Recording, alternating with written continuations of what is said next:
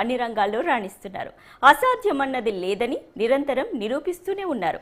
ఉన్నత శిఖరాలను అధిరోహిస్తున్నారు. చివరికి క్రికెట్ రంగంలోనూ తమ సత్తాను చాటుతున్నారు. అంతర్జాతీయ దినోత్సవం సందర్భంగా దివ్యాంగుల ఆత్మ ధైర్యానికి, మనోబలానికి న్యూస్ 360 ఛానల్ సెల్యూట్ కొడుతోంది. ఇక Stephen Hawking disabled helping hands association president, దివ్యాంగ Indian cricket team captain Vasant Kumar మనతో పాటు ఉన్నారు. అలాగే క్రికెట్ ప్లేయర్ రామచందర్ మనతో పాటు స్టూడియోలో ఉన్నారు. సార్, ముందుగా మీ ఇద్దరికి కూడా న్యూస్ 360 స్టూడియోకి స్వాగతం. వసంత్ కుమార్ గారు, ముందుగా మీరు చెప్పండి, అసలు చాలా మందికి దివ్యాంగులకి క్రికెట్ ఉంది అనేదే తెలియదు మేడం. అసలు మీరు మామూలుగానే క్రికెట్ అయినా స్పోర్ట్స్ అయినా కాస్త బలం పెట్టి, స్ట్రెంగ్త్ ఎక్కువగా పెట్టి ఆడాల్సి ఉంటుంది. వాళ్ళ శరీరం కూడా బలంగా ఉండాలి అని చాలామంది డైటు అన్నీ ఫాలో అవుతుంటారు. అలాంటిది దివ్యాంగులు క్రికెట్ ఆడడం అనేది ఎలా సాధ్యం అసలు? మేడం, ఇప్పుడు నార్మల్ క్రికెట్ ఉన్నట్లే ఫిట్నెస్ ఉండాలి, డైటింగ్ ఉండాలి, ప్రతి ఎక్సర్సైజ్ ఉండాలి, ప్రతిదీ నార్మల్ మాదిరిగా చేయాలి, లేకపోతే క్రికెట్ ఆడలేము. ఒక అవయవం మాత్రమే మనకి లేదు. అవును. బట్ ప్రతి శరీరం మాత్రం పర్ఫెక్ట్గా ఉండాలి, ఆడాలి. వాళ్ళ తర్వాత వాళ్ళు ఎట్లా ఆడతారో అదే విధంగా ఆడాలి. అదే విధంగా ఆడుతూనే వస్తున్నాము. రామచంద్ర గారు, మీరు చెప్పండి, మీరు ఒక కరాటే మాస్టర్. అంటే కరాటే మాస్టర్ అంటే కూడా అంతే, చాలా మందికి మీరు కరాటే నేర్పించాలి అంటే కాళ్ళు, చేతులు అన్ని అవయవాలు పనిచేయాలి. అలాంటిది మీరు కరాటే మాస్టర్గా ఉన్నారు. ఇది మీకు ఎలా సాధ్యమైంది? అసలు మీరు కరాటే ఎందుకు నేర్చుకున్నారు? మీ ఇన్స్పిరేషన్ ఎవరు? మీరు నడుస్తున్న దారిలో మీకు ఎలాంటి సవాళ్ళు ఎదురయ్యాయి? యాక్చువల్గా మేడం, కరాటే నేను హెల్త్ పర్పస్ నేర్చుకున్నాను. డాక్టర్స్ సజెస్ట్ చేశారు ఎక్సర్సైజ్, యోగా ఇలాంటివి చేయాలని చెప్పేసి. నేను మార్షల్ ఆర్ట్స్ని హెల్త్ పర్పస్ నేర్చుకున్నప్పటికీ కూడా భవిష్యత్తులో నాకు ఎటువంటి ఉద్యోగ అవకాశాలు రాలేదు.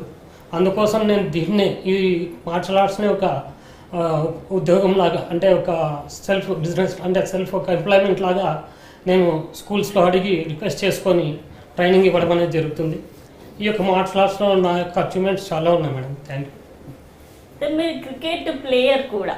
అంటే క్రికెట్ మ్యాచ్లు మీకు ఎలా జరుగుతూ ఉంటాయి? అంటే మామూలుగా బీసీసీఐ పెట్టే క్రికెట్ మ్యాచ్లకి మీ మ్యాచ్లకి ఎలాంటి తేడాలు ఉంటాయి? అసలు ఇయర్లో ఎప్పుడెప్పుడు మ్యాచ్లు జరుగుతూ ఉంటాయి? మేడం, ఇప్పుడు బీసీసీఐ నార్మల్ క్రికెట్ జరుగుతుంది, అదే విధంగానే మాకు కూడా జరుగుతాం మేడం. డిస్ట్రిక్ట్ లెవెల్ నుంచి ఇంటర్ డిస్ట్రిక్ట్ జరుగుతుంది ఇయర్లీ సౌత్ జోన్ జరుగుతుంది, ఇట్లా నార్త్ జోన్ జరుగుతుంది, సెంట్రల్ జోన్ జరుగుతుంది, ఎక్కడెక్కడ జరుగుతుంది.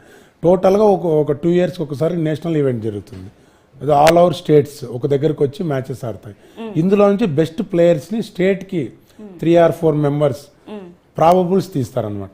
ఆ ప్రాబబుల్స్ తీసి వాళ్ళకి క్యాంప్స్ పెడతారు, ఒక 2-3 క్యాంప్స్. తర్వాత ఇండియన్ టీమ్ స్క్వాడ్ తీస్తారనమాట. ఆ స్క్వాడ్ ఇప్పుడు ఒక 3 years వరకు ఉంది. ఈ టీం 3 years వరకు ఉంటుంది మేడం. అది మీకు మ్యాచ్లు ఎలా జరుగుతూ ఉంటాయి? నేషనల్ లెవెల్లో కావచ్చు, స్టేట్ లెవెల్లో కావచ్చు, ఎవరు కండక్ట్ చేస్తారు? మీ అసోసియేషన్ తరపుననే కండక్ట్ చేసుకుంటూ ఉంటారా? గవర్నమెంట్ హెల్ప్, కేంద్ర ప్రభుత్వం హెల్ప్ ఏమైనా ఉంటుందా? లేదు మేడం, మేము ఆల్ ఓవర్ స్టేట్స్ బీడీసీఏ అని ఉంది madam, board of disabled cricket association. వాళ్ళ అండర్లో ఈవెంట్స్ జరుగుతాయి.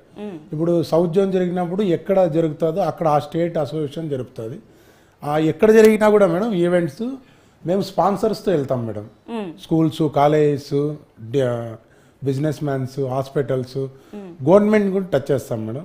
కానీ బట్ వాళ్ళు ఇస్తే మనం ఇంకా గ్రాండ్గా జరుపుతాం. లేకపోతే కొంతమంది సపోర్ట్తో, స్పాన్సర్స్తో.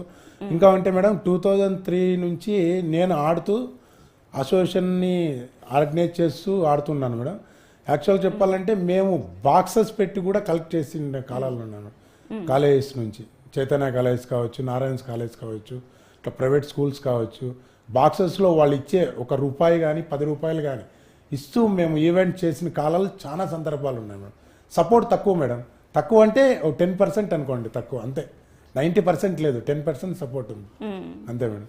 కానీ ఈవెంట్స్ అయితే నార్మల్ ఏ విధంగా ఆడతారో అదే విధంగా ఆడతాం. సేమ్ రూల్స్ అన్నీ ఉన్నాయి. అన్నీ మాకొకటే, చెయ్యి ఉండదు, కాలు ఉండదు, ఇలాంటి హ్యాండిక్యాప్ పర్సన్స్. అదే రామచంద్ర గారు, మీరు చెప్పండి. ఇప్పుడు Stephen Hawking helping hands association opening ceremony రేపు పొట్టి శ్రీరాములు యూనివర్సిటీలో జరగబోతోంది. ఈ కార్యక్రమానికి ఎవరెవరు రాబోతున్నారు, అసలు ఈ కార్యక్రమం ముఖ్య ఉద్దేశం ఏంటి, ఈ అసోసియేషన్ పెట్టడానికి ఏంటి, మీ ఇన్స్పిరేషన్ ఏంటి?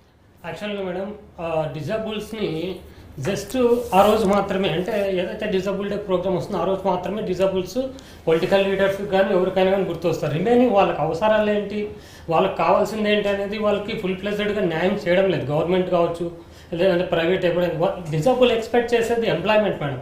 ఎంప్లాయ్మెంట్ ఎక్స్పెక్ట్ చేస్తారు. అలాగే వేరే ఎంప్లాయ్మెంట్ తర్వాత వేరేది వాళ్ళు చాలా ఎక్స్పెక్ట్ చేస్తారు. ఎందుకంటే డిజబిలిటీ వాళ్ళు కూడా చదువుకున్న వాళ్ళు ఉన్నారు, పెద్ద పెద్ద చదివిన వాళ్ళు ఉన్నారు, మేధావులుగా ఉన్నారు. మరి వీళ్ళందరికీ ఒక ఆదర్శమైనటువంటి వ్యక్తిని తీసుకొని మేము ఒక అసోసియేషన్ ఫామ్ చేయాలని చెప్పేసి ప్రపంచం మొత్తం తెలిసిన వ్యక్తి ఒకే ఒక పర్సన్ ఉన్నారు, ఖగోళ శాస్త్రవేత్త స్టీఫెన్ హాకింగ్ గారు. సో అతని పేరు మీద భారతదేశంలో మొట్టమొదటి అసోసియేషన్ ఈ వికలాంగ క్రీడాకారులు అందరూ కలిసి మేము మాట్లాడుకొని పెట్టడం జరిగింది మేడం. దీని యొక్క ముఖ్య ఉద్దేశం ఏంటంటే వికలాంగులకు వికలాంగులే చేతనైనంత హెల్ప్ చేసే వరకు గవర్నమెంట్ దృష్టికి తీసుకొని పోయి సో మనకు సపోర్ట్ చేసే వ్యక్తుల ద్వారా హెల్ప్ చేయించాలనే ఉద్దేశంతో ఈ అసోసియేషన్ అనేది స్టార్ట్ చేస్తాం మేడం. అండ్ రేపటి ప్రోగ్రామ్ కి December 3 ప్రపంచ వికలాంగుల దినోత్సవ ప్రోగ్రామ్ కి మినిస్టర్స్, తర్వాత వచ్చేసి సినీ సెలబ్రిటీస్, స్పోర్ట్స్ పర్సన్స్ కూడా రేపు అటెండ్ అవుతున్నారు మేడం. అలాగే దివ్యాంగులకు కూడా మేము ఈ అసోసియేషన్ ఆధ్వర్యంలో రేపు కొన్ని మెటీరియల్ కూడా ఫండ్స్ కలెక్ట్ చేసి ఇస్తున్నాం మేడం. వాళ్ళకు వీల్ చైర్స్ కానీ హ్యాండ్ స్టిక్స్ కానీ, సో ఎవరైతే మా దగ్గర రిజిస్టర్ చేస్తున్నారో వాళ్ళకి మేము ఇవి రేపు ఇవ్వడం అనేది జరుగుతుంది మేడం ప్రోగ్రామ్. అదే అదే వసంత్ కుమార్ గారు, మీరు చెప్పండి. ఇప్పుడు మీ క్రికెట్ మ్యాచ్లకి ఏదైనా అకాడమీ అంటూ ప్రత్యేకించి ఉందా? ఇప్పుడు దివ్యాంగులు వచ్చి వాళ్ళు పార్టిసిపేట్ చేయాలి అనుకుంటే క్రికెట్ ముందు నుంచి కూడా వాళ్ళకి అందులో ప్రావీణ్యం ఉండాలి, ప్రాక్టీస్ ఉండాలి. ఇవన్నీ కూడా ఎట్లా చేస్తుంటారు? కొంతమందికి చెయ్యి ఉంటుంది, కొంతమందికి కాలు ఉండకపోవచ్చు. ఇట్లా బ్యాటింగ్, బౌలింగ్ అన్నీ చేయాలి అంటే వాళ్ళకి మిగతా క్రికెటర్ల కంటే ఎక్కువ ప్రాక్టీస్ అవసరం నాకు తెలిసి. ఇదంతా ఎట్లా సాధ్యం అంటే మేడం, ఇప్పుడు BCCI అనేది ఆల్ ఓవర్ స్టేట్స్లో ఉంది. వాళ్ళ స్టేట్స్లో వాళ్ళ గ్రౌండ్స్ ఉన్నాయి. ఇప్పుడు ఏపీలో ఉంది, ఏపీలో 3-4 గ్రౌండ్స్ ఉన్నాయి.